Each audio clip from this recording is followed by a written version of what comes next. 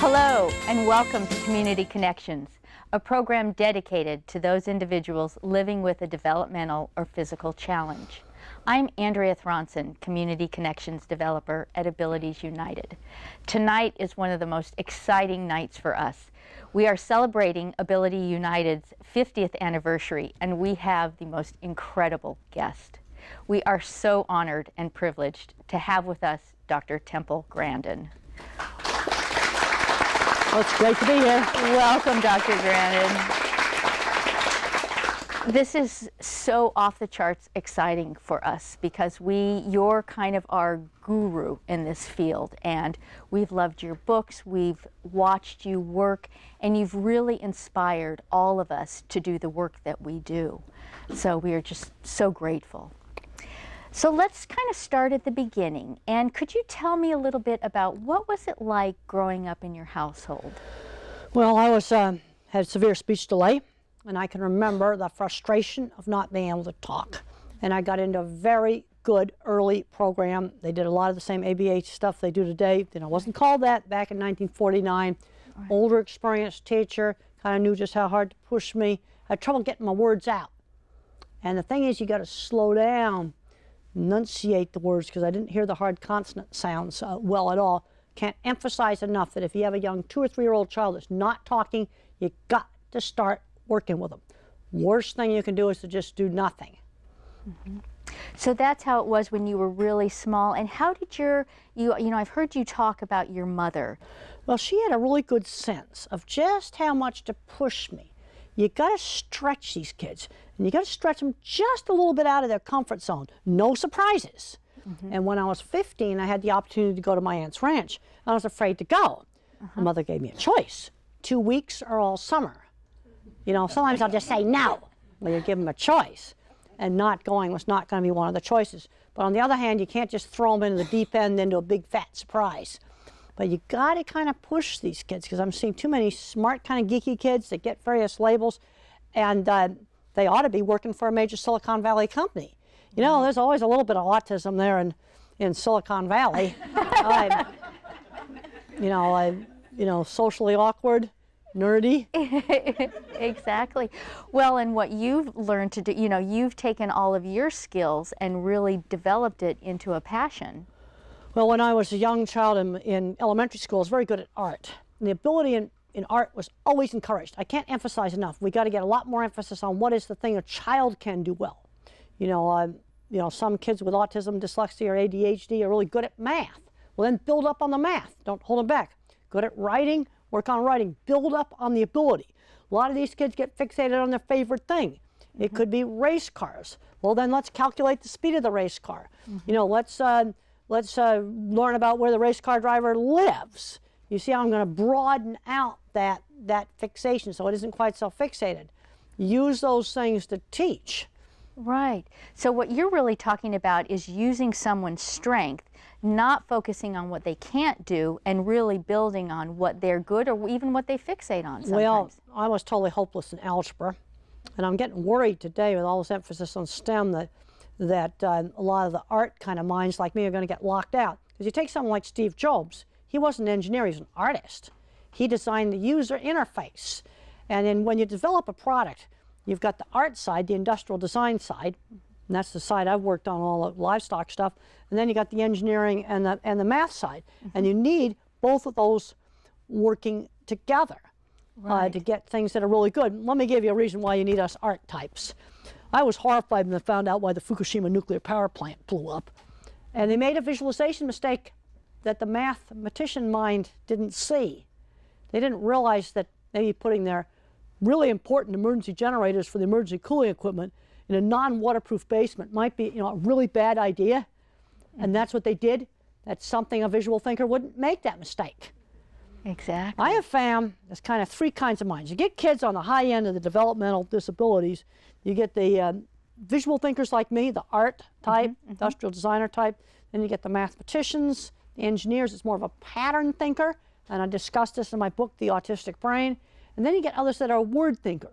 But you tend to get uneven skills. And we've got to build up on the area of strength.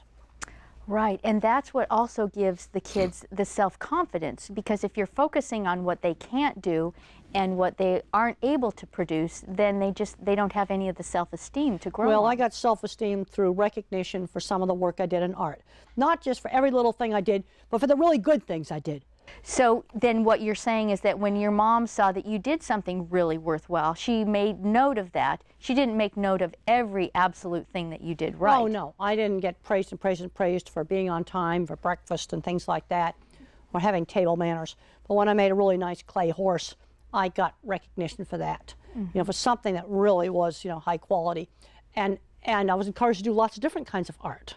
Not just get fixated on drawing the same horse head over and over again. Well, and I also heard you talk on the City Arts and Lectures program about the importance of teaching kids at a young age the qualities of working, and how important it is to instill that life is about working and having a space where you produce, and that's what needs to happen as well. Well, you see, autism is a very big spectrum. At one end of the spectrum, you've got to have a Silicon Valley. At the other end of the spectrum, you've got somebody that's much more handicapped and probably is not going to be working at Silicon Valley. Right.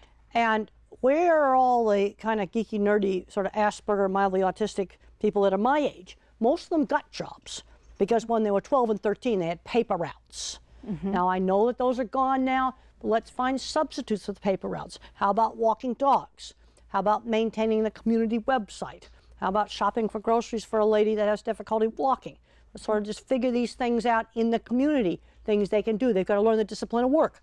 When I was 13, my mother got me a little sewing job. She just worked it out with a lady who did freelance sewing, and I took apart dresses and I hemmed them.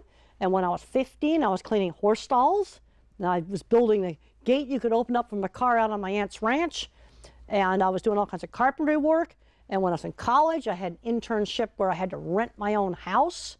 Wow. And I'm seeing too many of these smart kids, they get these various labels, and they're graduating even from college with no work skills.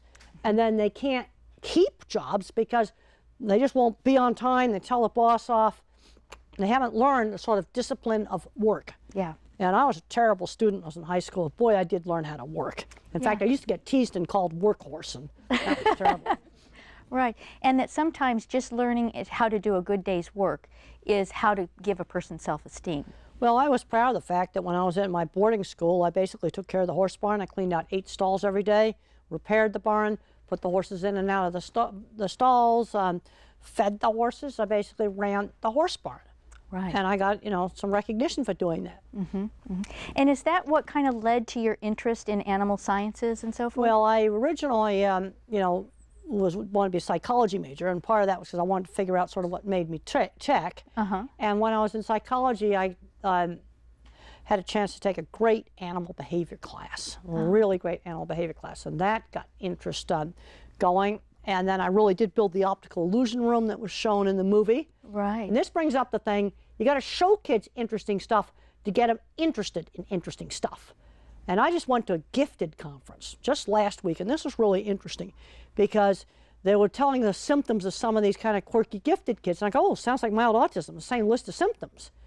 And I went in this one session they had, and there was a whole bunch of 8 and 10-year-olds having the greatest time in this thing called the Brock Magiscope. It's the greatest children's microscope, and it doesn't take any skill to use. It's very sturdy. You don't need to have a slide. You can just stick leaves and stuff under it. And it was wonderful to see all these 8 and 10-year-olds just loving that and putting all the electronic gadgets away. It's just wonderful. And it's not a very expensive thing either, Brock Magiscope.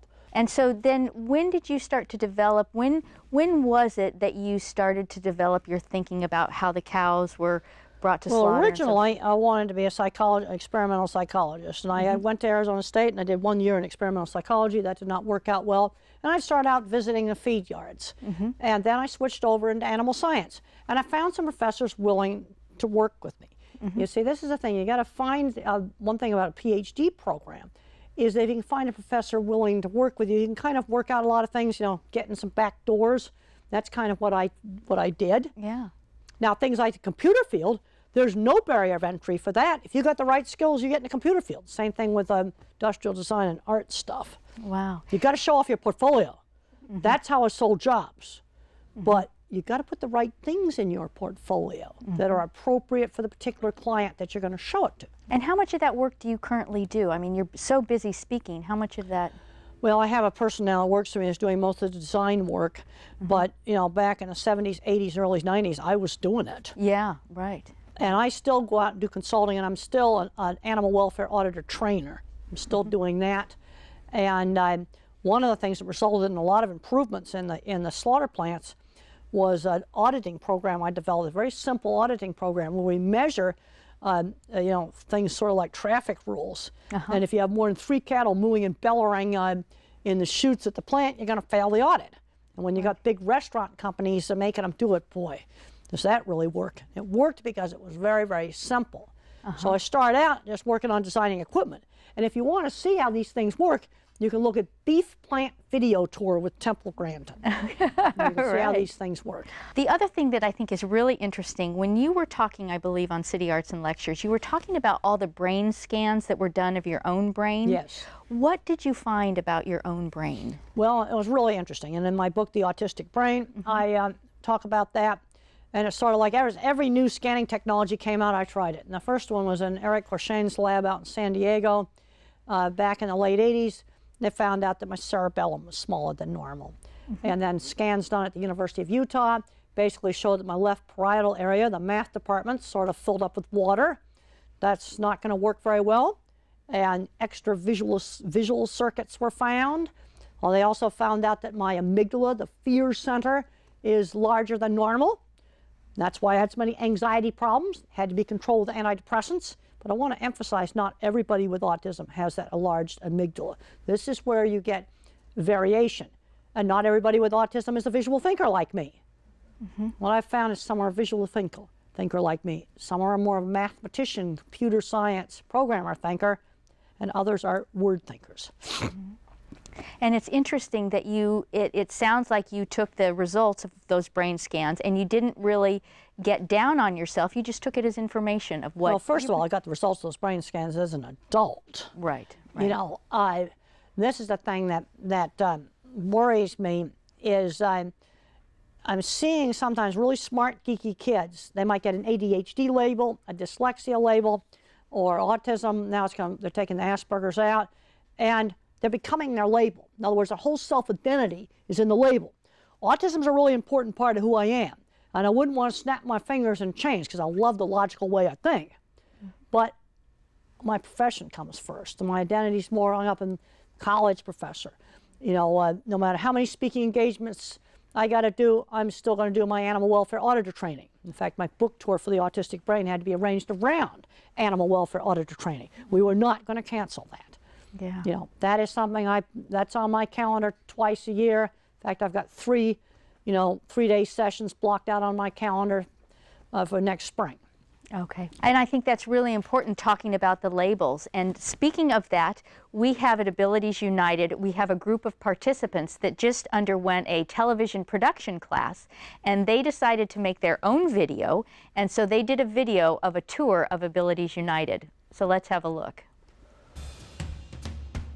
Hi, Patrick Tweedy. I'm from Abilities United. Welcome to the administration office. What do you guys do in the administration building? This serves as our meeting place for both administrative staff as well as direct support staff, and it also serves as a meeting grounds for a lot of different activities. What department will you work for? Hi, my name is Yvonne. I work at the aquatic department.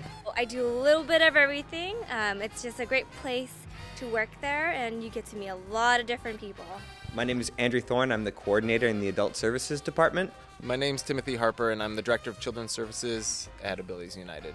I help oversee some of the programs in children's services here, which include the Inclusion Preschool, the Early Intervention Program, the Therapy Clinic, and the After School Socialization. That's cool. Can you tell me your name and title, please? Sure. I'm Sheridan Nicolau, and I'm the Associate Director for Abilities United. So as the Associate Director, I help oversee and support 3 of our 4 service departments. So that's Children's Development Services, Family Support Services, and Adult Services here at Abilities United. I work at the Abilities United Adult Day Activities Program in the Community Connections Department. What is your name? My name is Linda Steele. I'm the Executive Director for Abilities United. Abilities United was founded as a non-profit in 1963. Our mission is to really support people with disabilities so that they can lead a fully inclusive life in the community. We serve basically from babies all the way up to the elderly. What's your job for the night? We go out in the community and do different volunteer jobs with groups of 3 to 4 adults and work on developing skills that will help them to live more independently later on in life, and hopefully the end goal would be to get a job and to work for themselves. And what do you want for the future? For the organization, I want Abilities United to be known as a leader in creating services that make it possible for people to be fully included in our community. What do you like about your job?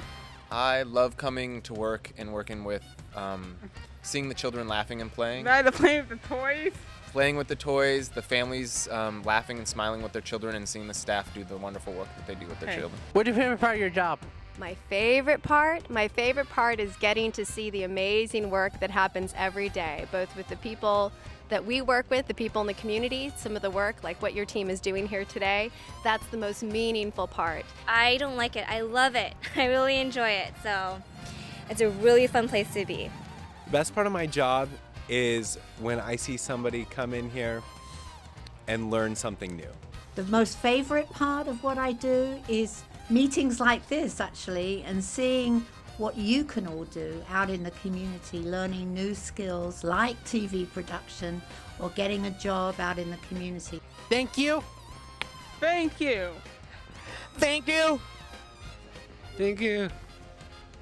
Thank you. Thank you so much. Thank you.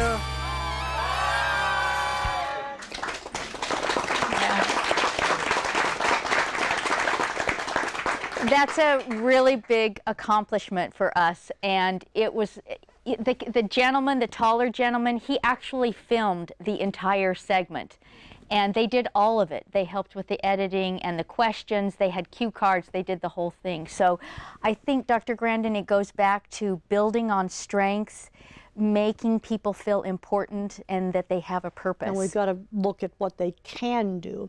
And it's important that they're doing real things. I've seen some bad things where they'd make somebody do some task, you know, put something together and then take it apart again. That's not real work, you know, Exactly. and they know that. You want to have things that are real work. And some of their skills are some things that are very useful and that the world needs. Well, absolutely. And that's what's really important. Yeah, absolutely. One more last question before we take an audience question.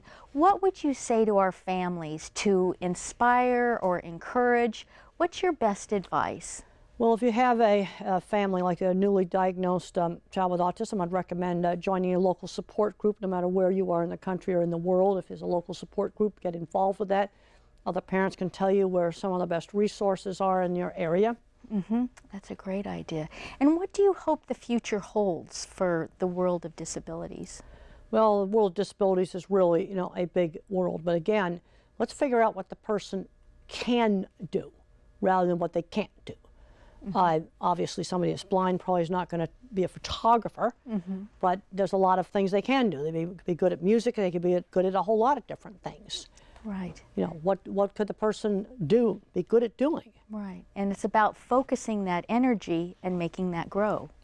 And then you also just have to learn, you know, the discipline of job skills too, because I'm seeing kids, they get an ADHD diagnosis, an autism diagnosis, and they go, oh yeah, poor little Timmy, we'll order his food for him in the restaurant. And I'm going, no, little Timmy has to order his own food in the restaurant.